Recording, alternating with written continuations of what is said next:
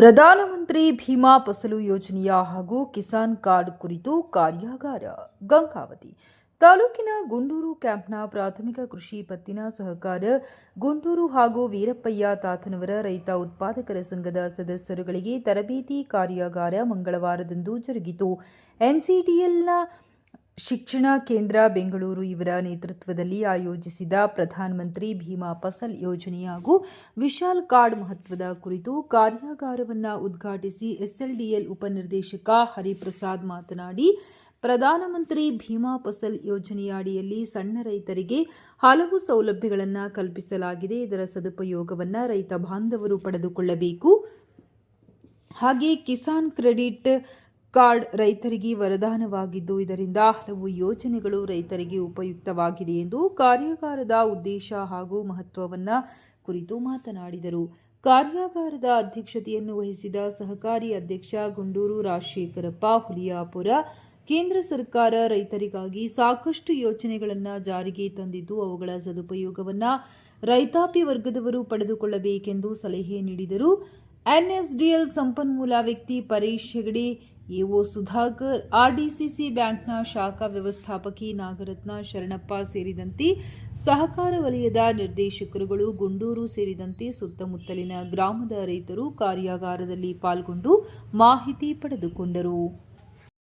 ಇದಕ್ಕೆ ನಮ್ಮ ಗ್ರಾಮದ ಎಲ್ಲ ಗುರು ಹಿರಿಯರು ಮತ್ತು ಸಹಕಾರ ಸಂಘ ಇದರ ಸದಸ್ಯರು, ನಿರ್ದೇಶಕರು, ಅಧ್ಯಕ್ಷರು, ಉಪಾಧ್ಯಕ್ಷರು ಹಾಗೂ ಶ್ರೀ ವೀರಪ್ಪಯ್ಯ ತಾತ ರೈತ ಉತ್ಪಾದಕ ಸಂಸ್ಥೆಯ ಸದಸ್ಯರು ಮತ್ತು ಷೇರುದಾರರು ಹಾಗೂ ಗುಂಡೂರು ಗ್ರಾಮದ ರೈತ ಬಾಂಧವರು, ತಮ್ಮೆಲ್ಲರಿಗೂ ಈ ಒಂದು ವೇದಿಕೆ ಮುಖಾಂತರ ಸ್ವಾಗತವನ್ನು ಕೋರುತ್ತಾ, ಹಾಗೆಯೇ ವೇದಿಕೆಯಲ್ಲಿ ಮೇಲೆ ಕಾರ್ಯಕ್ರಮವನ್ನು ಹಮ್ಮಿಕೊಳ್ಳುವುದಕ್ಕೆ ಶ್ರೀ ಪರೇಶ್ ಹೆಗಡೆ ಅವರು ನಮಗೆ ಒಂದು ಸಂಪರ್ಕವನ್ನು ಮಾಡಿ, ನಿಮ್ಮ ಒಂದು ಗ್ರಾಮದಲ್ಲಿ ನಾವು ಈ ಥರ ಅನುಕೂಲವಾಗುವ ನಿಟ್ಟಿನಲ್ಲಿ ಫಸಲ್ ಬಿಮಾ ಯೋಜನೆ ಏನು ಮಳೆಯಾಶ್ರಿತ ಅಂದರೆ ಹೊರಭೂಮಿಯಲ್ಲಿ ಇದು ಭಾಳ ವ್ಯವಸ್ಥಿತವಾಗಿ ಸಕ್ಸಸ್ ಆಗಿದೆ. ಯಾಕಂದರೆ ಅಲ್ಲಿ ಫಸಲ್ ಬಿಮಾ ಯೋಜನೆಯ ಒಂದು ಲಾಭವನ್ನು ಬಹುಪಾಲು ರೈತರು ಪಡೆದುಕೊಂಡಿದ್ದಾರೆ. ಹಾಗಾಗಿ ಅಲ್ಲೆಲ್ಲ ಏನು ಫಸಲ್ ಬಿಮಾ ಯೋಜನೆದು ಅತಿ ಹೆಚ್ಚು ರೈತರು ಅದರ ಒಂದು ವಿಮಾ ಯೋಜನೆಯನ್ನು ಪಡೆದಾರ. ನಿಮ್ಮ ಒಂದು ನೀರಾವರಿ ಭಾಗದಲ್ಲಿ ಇದು ಒಂದು ಕಡಿಮೆ ಪ್ರಮಾಣದಲ್ಲಿ ಇರುವುದರಿಂದ ಈ ಒಂದು ರೈತರಿಗೆ ಅದರ ಬಗ್ಗೆ ಒಂದು ಮಾಹಿತಿಯನ್ನು ಕೊಡೋದಕ್ಕೋಸ್ಕರ ಒಂದು ಕಾರ್ಯಕ್ರಮ ಮಾಡ್ತೀವಂತ ಎಂಬ ಒಂದು ಅನಿಸಿಕೆ ವ್ಯಕ್ತಪಡಿಸಿದರು. ಇದರಲ್ಲಿ ನಮ್ಮ ಗುಂಡೂರು ಗ್ರಾಮದಲ್ಲಿ ಇದಕ್ಕೆ ನಮ್ಮ ರೈತರು ಎಲ್ಲರೂ ಒಂದು ಬೆಂಬಲವನ್ನು ಕೊಡ್ತಾರೆ.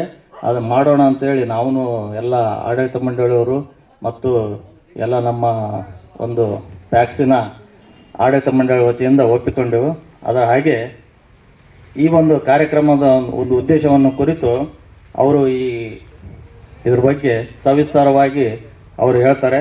ಅದರ ಒಂದು ಸದುಪಯೋಗವನ್ನು ಪಡೆದುಕೊಂಡು ರೈತರು ಇನ್ನೂ ಹೆಚ್ಚಿನ ಈಗೇನು ಬೆಳೆ ಹಾನಿ ಆಗ್ತದೆ ಅದರ ಮುಕ್ತವಾಗಿ ಬೆಳೆ ವಿಮೆಯನ್ನು ಕಟ್ಟಿ ಅದರಿಂದ ಬಂದ ಲಾಭದ ಹಾನಿಯನ್ನು ವಿಮೆಯಿಂದ ತುಂಬಿಸಿಕೊಂಡು ಎಲ್ಲ ರೈತರು ಸುಗಮವಾಗಿ ಜೀವನ ನಡೆಸಲಿಕ್ಕೆ ಅನುಕೂಲವಾಗುತ್ತೆ ಅಂತ ಹೇಳ್ತಾ ನನ್ನ ಒಂದು ಎರಡು ಮಾತನ್ನು ಮಾತಾಡಲಿಕ್ಕೆ ಅವಕಾಶ ಕೊಟ್ಟಂತ ಎಲ್ಲರಿಗೂ ತಮಗೆಲ್ಲರಿಗೂ ಧನ್ಯವಾದಗಳನ್ನು ತಿಳಿಸುತ್ತೆ. ಬರುತ್ತೆ, ಅವನಿಗೇನು ಲಾಭ ಸಿಗಲ್ಲ, ಅವ್ನ ಫ್ಯಾಮಿಲಿಗೆ ಸಿಗುತ್ತೆ. ಅದೇ ಥರ ಬೆಳೆ ವಿಮೆ ಅಂತ 2000 ಯಾಕೆ ತಂದರು ಬೆಳೆ ವಿಮೆ? ನಿಮ್ಮ ಅಂದಾಜು ಅಂದರೆ ನಿಮ್ಮ ಅನುಭವದಲ್ಲಿ ಹೇಳಬೇಕು ಅಂದರೆ, ಬೆಳೆ ವಿಮೆ ಮಾಡಿದವರಿಗೆಲ್ಲ ವಿಮಾಕ್ಕಂತೂ ಕ್ಲೇಮ್ ಸಿಗಲ್ಲ. ವಿಮೆ ಅಂದರೆ ಏನು? ವಿಮೆ ಮಾಡಿದವರಿಗೆಲ್ಲ ಕ್ಲೇಮ್ ಸಿಗಲ್ಲ. ಯಾರಿಗೆ ಲಾಸ್ ಇನ್ಕರ್ ಆಗುತ್ತಲ್ಲ ಅವ್ರಿಗೆ ಮಾತ್ರ ಸಿಗತ್ತೆ. ಅದರಲ್ಲೂ ಏನಾಗುತ್ತೆ, ಈಗೆಲ್ಲ ನೀವು ಭಾಳಷ್ಟು ಈಗ ರೀಲ್ಸ್ ನೋಡ್ತಾ ಇರ್ತೀರಿ. ಹೆಲ್ತ್ ಇನ್ಶೂರೆನ್ಸ್ ಮಾಡಿಸ್ಬೇಕಾದ್ರೆ ಮನೆ ಹತ್ರ ಬಂದು ಮಾಡಿಸ್ಕೋತಾರೆ, ಕಡೆ ಕ್ಲೇಮ್ ಆಗಲ್ಲ ಆಸ್ಪತ್ರೆಯಲ್ಲಿ. ಅಂದರೆ ಕ್ಲೇಮ್ ಆಗೋದು ಇನ್ನೊಂದು ಪ್ರೊಸೆಸ್ಸು, ಇನ್ಶೂರೆನ್ಸ್ ಮಾಡಿಸೋದು ಒಂದು ಪ್ರೊಸೆಸ್.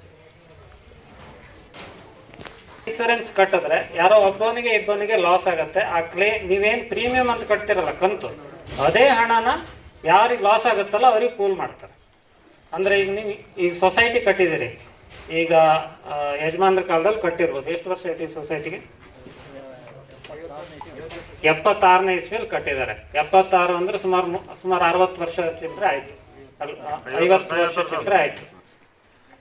ಈಗ ಈ ಸೊಸೈಟಿ ಕಟ್ಟಿರೋಬೇಕಾದ್ರೆ ಎಲ್ಲರ ಹತ್ರ ಏನು ಕಲೆಕ್ಟ್ ಮಾಡ್ತಾರೆ, ಷೇರು ಹಣ ಅಂತ ಕಲೆಕ್ಟ್ ಮಾಡ್ತಾರೆ.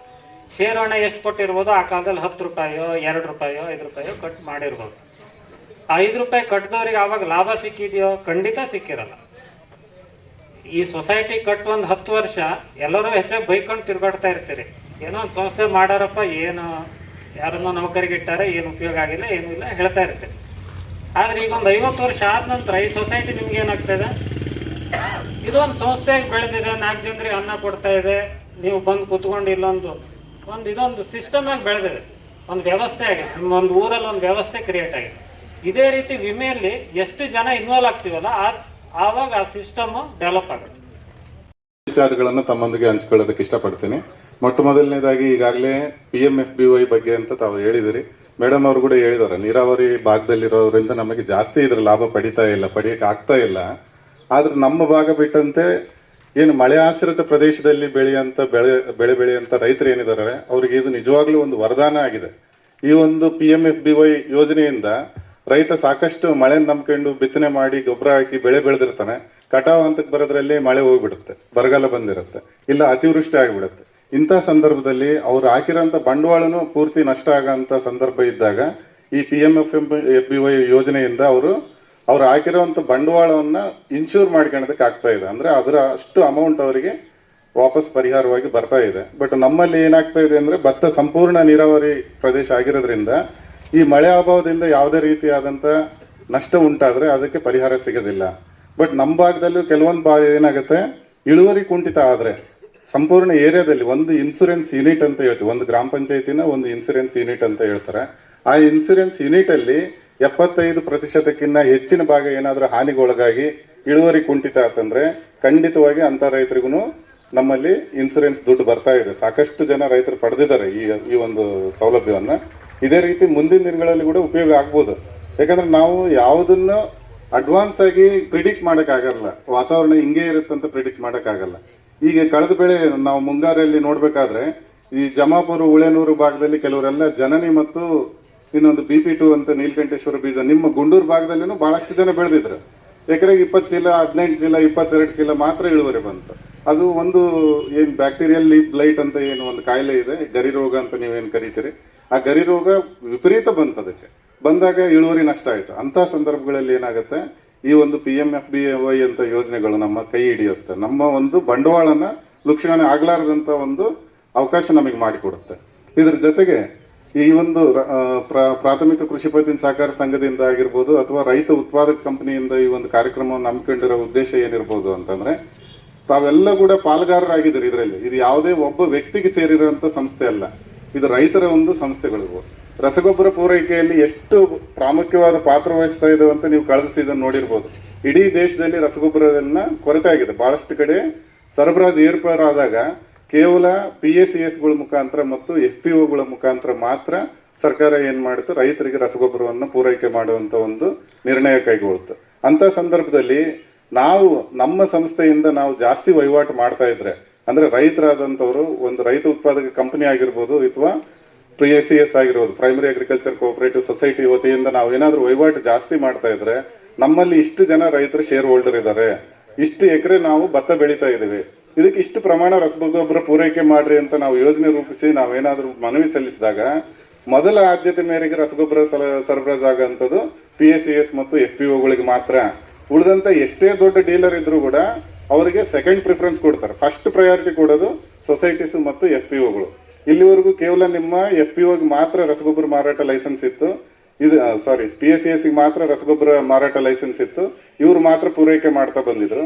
ಈಗ ನಿಮ್ಮದೇ ಆದಂತ ವಿರುಪಣ್ಣ ತಾತ ರೈತ ಉತ್ಪಾದಕ ಕಂಪನಿ ಅಂತ ಏನ್ ಸ್ಥಾಪನೆ ಮಾಡಿದ್ರಿ, ಇದರಲ್ಲಿನೂ ಎಷ್ಟು 500 ಜನ ರೈತರು ಇದಾರೆ ಸರ್, 500 ಜನ ಏನ್ ಶೇರ್ ಹೋಲ್ಡರ್ ಇದಿರಲ್ಲ, ಅದಕ್ಕೂ ಈಗ ರಸಗೊಬ್ಬರ ಪರವಾನಗಿಗೆ ಅರ್ಜಿ ಹಾಕಿದರೆ 300 ಜನ ಇದ್ದಾರೆ. 300 ಜನರದ್ದು ಶೇರ್ ಹೋಲ್ಡರ್ ಇದ್ದಾರೆ, ಅದಕ್ಕೂ ರಸಗೊಬ್ಬರ ಪರವಾನಗಿ ಮಂಜೂರಿ ಆಗ್ತಾ ಇದೆ. ಸೊ ನೀವೇನಾದ್ರೂ ಕ್ರಿಯಾಶೀಲರಾಗಿ ಅದರಲ್ಲಿ ವಹಿವಾಟು ಮಾಡ್ತಾ ಹೋದ್ರೆ ಮುಂದಿನ ದಿನಗಳಲ್ಲಿ ಸೊಸೈಟಿ ಜೊತೆಗೆ ಮತ್ತೆ FPO ಮುಖಾಂತರ ಕೂಡ ರಸಗೊಬ್ಬರ ಸಿಗೋಂತ ಅವಕಾಶಗಳು ಇದಾವೆ. ಈ ವರ್ಷ ನಾವೆಲ್ಲ ನೋಡ್ತಾ ಇದೀವಿ, ಆಲ್ ಓವರ್ ವರ್ಲ್ಡ್ ಅಲ್ಲಿ ಇಡೀ ವಿಶ್ವದಲ್ಲಿ ಎಲ್ಲ ಯುದ್ಧದ ವಾತಾವರಣ, ಯುದ್ಧದ ಕಾರ್ಮೋಡ್ಗಳು ಕಮ್ಮಿ ಇದಾವೆ. LPG ಸಿಲಿಂಡರ್ ಕೂಡ ಪರದಾಡಂತ ಪರಿಸ್ಥಿತಿ ನಾವು ಕೆಲವು ಕಡೆ ನೋಡ್ತಾ ಇದೀವಿ. ಸೊ ರಸಗೊಬ್ಬರ ಕೂಡ ಇದಕ್ಕೇನು ಹೊರತಾಗಿರಲ್ಲ. ರಸಗೊಬ್ಬರ ಸರಬರಾಜು ಕೂಡ ಇದೇ ನಿಟ್ಟಿನಲ್ಲಿ ತೊಂದರೆ ಆಗ್ಬೋದು ಅನ್ನೋ ಒಂದು ನಿಟ್ಟಿನಲ್ಲಿ ಈಗಾಗಲೇ ಜಿಲ್ಲಾಡಳಿತ ಮತ್ತು ಕೃಷಿ ಇಲಾಖೆ ವತಿಯಿಂದ ಸಾಕಷ್ಟು ಮುನ್ನೆಚ್ಚರಿಕಾ ಕ್ರಮಗಳನ್ನು ಕೈಗೊಳ್ತಾ ಅನ್ಸೀಸನ್ ಇದ್ರೂ ಕೂಡ ಸೊಸೈಟಿಗಳಿಗೆ ಮತ್ತು ಡೀಲರ್ಸ್ಗಳಿಗೆ ಬೇಕಾದಂತ ರಸಗೊಬ್ಬರವನ್ನು ಪೂರೈಕೆ ಮಾಡಿ ಸ್ಟಾಕ್ ಮಾಡಿ ಇಟ್ಕೊಳ್ರಿ. ಎಮರ್ಜೆನ್ಸಿ ಟೈಮಲ್ಲಿ ರೈತರಿಗೆ ಬೇಕಾದಂತ ರಸಗೊಬ್ಬರಗಳನ್ನ ಪೂರೈಕೆ ಮಾಡೋದಕ್ಕೆ ಏನೇನು ಕ್ರಮ ಕೈಗೊಳ್ಳಬೇಕು ಈಗಾಗಲೇ ಕೃಷಿ ಇಲಾಖೆ ವತಿಯಿಂದ ಮತ್ತು ಜಿಲ್ಲಾಡಳಿತ ವತಿಯಿಂದ ಸಾಕಷ್ಟು ಮುನ್ನೆಚ್ಚರಿಕಾ ಕ್ರಮಗಳನ್ನ ಕೈಗೊಳ್ತಾನೆ ಬಂದಿದ್ದೇವೆ. ನೀವು ಕೂಡ ಸಹಕಾರ ನೀಡಬೇಕು. ರೈತರು ಯಾವ ತರ ಸಹಕಾರ ನೀಡಬೇಕು ಅಂತಂದ್ರೆ, ನಾವು ಕಳೆದ ಬಾರಿ ಕೂಡ ರಸಗೊಬ್ಬರ ತುಂಬಾ ಟೈಟ್ ಆದಾಗ ಕೆಲವು ಗ್ರಾಮಗಳಲ್ಲೆಲ್ಲ ಕಾರ್ಯಕ್ರಮಗಳನ್ನು ಮಾಡಿ ರೈತರಲ್ಲಿ ಮನವಿ ಮಾಡಿದ್ವಿ. ಏನಂತ, ಕೇವಲ ಹರಳು ರೂಪದ ರಸಗೊಬ್ಬರಗಳಿಗೆ ಬೇಡಿಕೆ ಇಟ್ಟು ನನಗೆ DAPನೇ ಬೇಕು, ನನಗೆ 1026 ಬೇಕು ಅಂತ ನಾವು ಕೂಡೋದಲ್ಲ. ಅದಕ್ಕೆ ಪರ್ಯಾಯವಾಗಿ ಸಿಗುವಂತ ನ್ಯಾನೋ DAP ಇರ್ಬೋದು, ನ್ಯಾನೋ ಯೂರಿಯಾ ಇರ್ಬೋದು, ಅಥವಾ ಅಮೋನಿಯಂ ಸಲ್ಫೇಟ್ ಇರ್ಬೋದು, ಇಂಥ ಪರ್ಯಾಯ ರಸಗೊಬ್ಬರಗಳನ್ನು ನಾವು ಏನಾದರೂ ಬಳಕೆ ಮಾಡ್ತಾ ಹೋದ್ರೆ ನಮ್ಮ ಇಳುವರಿ ಏನು ಕುಂಠಿತ ಆಗಲ್ಲ. ವೆಚ್ಚದಲ್ಲಿ ಏನಾದರೂ ನಿಮಗೆ ಒಂದು ಎಕರೆಗೆ 3 ರಿಂದ 4 ಸಾವಿರ ಹೆಚ್ಚು ಕಡಿಮೆ ಆಗ್ಬೋದು ಅಷ್ಟೇ ಹೊರತು ಯಾವುದೇ ರೀತಿ ಈಗ ಯೂರಿಯಾ ಬದಲಿಗೆ ಅಮೋನಿಯಂ ಸಲ್ಫೇಟ್ ಬಳಸಿದ್ರೆ ಭತ್ತಕ್ಕೆ ಇನ್ನೂ ಚೆನ್ನಾಗಿ ಕೆಲಸ ಮಾಡುತ್ತೆ. ಕೆಲವು ರೈತರಿಗೆಲ್ಲ ಗೊತ್ತಿದೆ, 3ನೇ ಗೊಬ್ಬರ 4ನೇ ಗೊಬ್ಬರ ಹಾಕ್ಬೇಕಾದ್ರೆ ಕೆಲವು ರೈತರು ಯೂರಿಯಾ ಹಾಕದೇ ಇಲ್ಲ. ಅಮೋನಿಯಾ ಬಳಕೆ ಮಾಡೋಂಥ ರೈತರಿಗೆ ಗೊತ್ತಿದೆ ಅದ್ರದ್ದು ಉಪಯೋಗ ಏನಿದೆ ಅಂತ.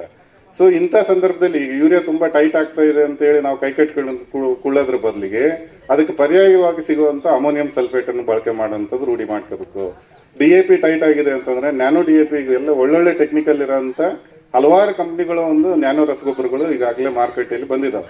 ಅಂತ ರಸಗೊಬ್ಬರಗಳನ್ನು ಬಳಕೆ ಮಾಡಿ ನಾವು ಪೋಷಕಾಂಶಗಳನ್ನು ಸರಬರಾಜು ಮಾಡಬೇಕು. ರೈತರ ದೃಷ್ಟಿಯಲ್ಲಿ ಒಂದು ವಿಚಾರ ನಾನು ಮನವರಿಕೆ ಮಾಡೋದಕ್ಕೆ ಇಷ್ಟಪಡ್ತೀನಿ. ಯಾವುದೇ ಬೆಳೆ ಬೆಳೆಯೋದಕ್ಕೆ 17 ಪೋಷಕಾಂಶಗಳು ಬೇಕು. ಆದ್ರೆ ನಾವೆಲ್ಲ ಏನ್ ತಿಳ್ಕೊಂಡ್ಬಿಟ್ಟಿದೀವಿ, ಬರೀ 3 ಪೋಷಕಾಂಶಗಳಿಂದ ಬೆಳೆ ಬಂದ್ಬಿಡುತ್ತೆ. ಯಾವುದು, ಒಂದು ನೈಟ್ರೋಜನ್ ಸಾರಜನಕ ಯೂರಿಯಾದಿಂದ ಸಿಗೋಂಥದ್ದು, ಇನ್ನೊಂದು ಫಾಸ್ಫರಸ್ DAP ಇಂದ ಸಿಗೋಂಥದ್ದು, ಇನ್ನೊಂದು ಪೊಟ್ಯಾಷಿಯಂ. ಇವು 3 ಗೊಬ್ಬರಗಳನ್ನು ಬಿಟ್ಟು, ಪೋಷಕಾಂಶಗಳನ್ನು ಬಿಟ್ಟು ಉಳಿದಂತ ಪೋಷಕಾಂಶಗಳನ್ನು ನಾವು ಕಾಳಜಿನೇ ವಹಿಸೋದಿಲ್ಲ. ಕೆಲವು ರೈತರು ಮಾತ್ರ ಜಿಂಕ್ ಉಗ್ತಾರೆ. ಯಾಕಂದ್ರೆ ನಮ್ಮ ಹೊಲ ಸವಳ ಐತ್ರಿ, ಸರಿಯಾಗಿ ಕುಂದ್ರಂಗಿಲ್ಲ, ಜಿಂಕ್ ಉಗ್ತೀವಿ. ಹಂಗಾದ್ರೆ ಸವಳ ಭೂಮಿಗೆ ಅಷ್ಟೇ ಜಿಂಕ್ ಬೇಕಾ, ಉಳಿದ ಭೂಮಿಗೆ ಬೇಕಾಗಿಲ್ವಾ? ಒಟ್ಟು ಬೇಕಾಗಿರೋಂಥ 17 ಪೋಷಕಾಂಶಗಳಲ್ಲಿ ನಮಗೆ ನೈಸರ್ಗಿಕವಾಗಿ 6 ಪೋಷಕಾಂಶಗಳು ಸಿಗ್ತವೆ. ನಾವು ಯಾವುದೇ ರೀತಿ ದುಡ್ಡು ಕೊಟ್ಟು ತಗೊಳ್ಳೋಂಥ ಅವಶ್ಯಕತೆ ಇಲ್ಲ. ಕಾರ್ಬನ್, ಹೈಡ್ರೋಜನ್, ಆಕ್ಸಿಜನ್ ಇವೆಲ್ಲ ನ್ಯಾಚುರಲ್ ಆಗಿ ಸಿಗಂತವು. ಉಳಿದಂತ ಪೋಷಕಾಂಶಗಳನ್ನ ಸೂಕ್ಷ್ಮ ಪೋಷಕಾಂಶಗಳಂತ ಏನ್ ಹೇಳ್ತೀವಲ್ಲ, ಅವುಗಳ ಒಂದು ಸಮನ್ವಯವಾಗಿ ಅಂದ್ರೆ ಬ್ಯಾಲೆನ್ಸ್ಡ್ ಪ್ರಪೋರ್ಷನ್ ಅಲ್ಲಿ ನಾವೇನಾದ್ರೂ ಬೆಳೆಗೆ ಬಳಕೆ ಮಾಡ್ತಾ ಹೋದ್ರೆ ಇಳುವರಿ ಹೆಚ್ಚಿಗೆ ಮಾಡ್ಕೋಬಹುದು. ಆಮೇಲೆ ಒಂದೇ ತರದ ರಸಗೊಬ್ಬರಗಳನ್ನ ಪದೇ ಪದೇ ಅವಶ್ಯಕತೆಗಿನ್ನ ಮೀರಿ ಅವೈಜ್ಞಾನಿಕವಾಗಿ ನಾವು ಭೂಮಿಗೆ ಕೊಡ್ತಾ ಹೋದಾಗ ಏನಾಗುತ್ತೆ, ಭೂಮಿಯಲ್ಲಿ ಸವಳು ಜಾಸ್ತಿ ಆಗುತ್ತೆ, ಉಪ್ಪಿನಂಶ ಜಾಸ್ತಿ ಆಗುತ್ತೆ. ಈಗಾಗಲೇ ನಮ್ಮ ಭಾಗದಲ್ಲಿ ನೋಡ್ತಾ ಇದೀವಿ ನಾವು. 2ನೇ ಬೆಳೆ ಹಚ್ಚಿದವ್ರಿಗೆ ಈಗ ಇನ್ನೂ ತುಂಬಾ ಚೆನ್ನಾಗಿ ಅರ್ಥ ಆಗಿರುತ್ತೆ. ಈಗ ಬೋರ್ವೆಲ್ ನೀರಿಗೆ 2ನೇ ಬೆಳೆ ಬೆಳೆದವ್ರ ಪರಿಸ್ಥಿತಿ ಏನಿದೆ, ಬೆಳೆನೇ ಕೂಡ್ತಾ ಇಲ್ಲ, ಸಸಿ ಕರಗಕ್ಕೆ ಹಚ್ಬಿಟ್ಟವು. ಯಾಕೆ ಕರಗ್ತಾ ಇದಾವ? ಒಂದು, ನಾವು ಆಗ್ಲೇ ಗೊಬ್ಬರ ಹಾಕಿ ಭೂಮಿನ ಹಾಳು ಮಾಡ್ತಾ ಇದೀವಿ. 2ನೇದು ಬೋರ್ ನೀರು, ಅದರಲ್ಲಿರೋಂಥ ಸವಳಿನ ಅಂಶ ಮತ್ತು ಈ ಲವಣಗಳು ಏನಿರ್ತಾವಲ್ಲ ಅದು ಕೂಡ ಭೂಮಿ ಆರೋಗ್ಯ ಸಂಪೂರ್ಣ ಹದಗೆಡಿಸ್ಬಿಟ್ಟು ಇಳುವರಿ ಕುಂಠಿತ ಆಗಂಗೆ ಮಾಡ್ತಾ ಇದೆ. ಇದೇ ತೀರ ನಾವೇನಾದ್ರೂ ರಸಗೊಬ್ಬರಗಳನ್ನ ಯಥೇಚ್ಛವಾಗಿ ಅವೈಜ್ಞಾನಿಕವಾಗಿ ಬಳಕೆ ಮಾಡ್ತಾ ಮುಂದಿನ ದಿನಗಳಲ್ಲಿ ಇದೇ ತರ ಕೃಷಿ ಮಾಡಿದ್ರೆ ಏನಾಗುತ್ತೆ, ಮುಂದೆ ನಿಮ್ಮ ಪೀಳಿಗೆ ಬಂದವರಿಗೆ ನಾವು ಕೇವಲ ಪಾಣಿ ಮಾತ್ರ ಹಸ್ತಾಂತರ ಮಾಡೋಕ್ಕಾಗತ್ತೆ, ಫಲವತ್ತಾದ ಭೂಮಿಯನ್ನ ಹಸ್ತಾಂತರ ಮಾಡೋದಕ್ಕೆ ಸಾಧ್ಯನೇ ಇರಂಗಿಲ್ಲ.